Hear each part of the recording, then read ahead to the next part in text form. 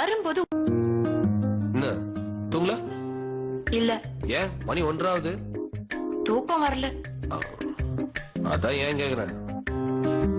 நீ தூங்கலையா? இல்ல ஏன் தூக்கம் வரல. அதான் ஏன்னு கேக்குறேன். சரியான லூஸ் டி நீ. என்ன சிரிக்கிற? நீயும் லூசுதான். அதான் எல்லாருக்கும் முன்னாடியே தெரியுமே. மத்தவங்க இருக்கட்டும், உனக்கு தெரியுமா நீ ஒரு லூசுன்னு? ஏண்டி மத்தவங்களுக்கு எல்லாம் தெரியும் போது எனக்கு தெரியாதா? என்ன ஏன் லூசுங்கிற? ஒரு லூஸோட யாராச்சும் சீரியஸா சண்டை போட்டா அவங்க என்ன சொல்லுவாங்க? இப்ப தெரியுதா நீயும் லூஸ் தானே? சரி அது இருக்கட்டும்.